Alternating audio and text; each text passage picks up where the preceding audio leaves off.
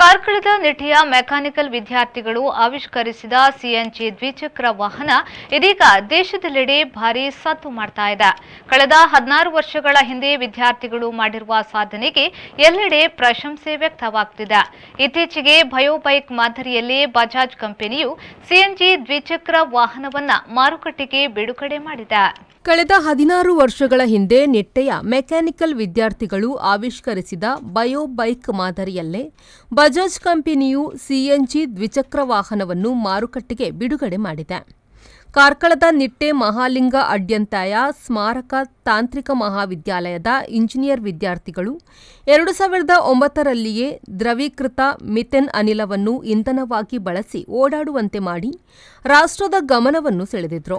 CNG ಮತ್ತು petrol ಎರಡನ್ನೂ ಇಂಧನವಾಗಿ ಚಲಾಯಿಸಲು ಸಾಧ್ಯವಾಗುವ ಹೈಬ್ರಿಡ್ ಮೋಟಾರ್ ಸೈಕಲ್ ಮಾದರಿಯನ್ನು ಅಭಿವೃದ್ಧಿಪಡಿಸುವುದು ವಿದ್ಯಾರ್ಥಿಗಳ ಉದ್ದೇಶವಾಗಿತ್ತು. ಮೆಕ್ಯಾನಿಕಲ್ ವಿದ್ಯಾರ್ಥಿಗಳಾದ ಅಮಿತ್ ಪ್ರೇಮ್, ಅನೂಪ್ ಸುವರ್ಣ, ಅಮಿತ್ ರಾಜ್, ವರುಣ್, ಆಶಿತ್ ಶೆರ್ರಿ ಹಾಗೂ ಗುರುಪ್ರಸಾದ್ ಅವರು ಬಯೋಬೈಕ್ ಅನ್ನು ಆವಿಷ್ಕರಿಸಿದ್ರು. ಆ ಮೂಲಕ ಅವರ ಸಾಧನೆಗೆ ಎಲ್ಲೆಡೆ ಮೆಚ್ಚುಗೆ ವ್ಯಕ್ತವಾಗಿತ್ತು. ಇದೀಗ ಅದೇ ಮಾದರಿಯಲ್ಲಿ ಬಜಾಜ್ ಕಂಪನಿಯು ಹೊಸ ಫ್ರೀಡಂ ಸಿಎನ್ಜಿ ಬೈಕ್ ಅನ್ನು ಪರಿಚಯಿಸಿದ್ದು, ನಿಟ್ಟೆ ವಿದ್ಯಾರ್ಥಿಗಳು ಅಂದು ಆವಿಷ್ಕರಿಸಿದ ಬೈಕ್ ಮಾದರಿಯದ್ದೇ ಆಗಿದೆ. 16 ವರ್ಷಗಳ ಬಳಿಕ ಅದೇ ಮಾದರಿಯ ಬೈಕನ್ನು ಬಜಾಜ್ ಕಂಪನಿಯು ಪರಿಚಯಿಸಿದ್ದು, ನಿಟ್ಟೆ ವಿದ್ಯಾರ್ಥಿಗಳ ಪರಿಶ್ರಮಕ್ಕೆ ಪ್ರತಿಫಲ ಸಿಕ್ಕಂತಾಗಿದೆ.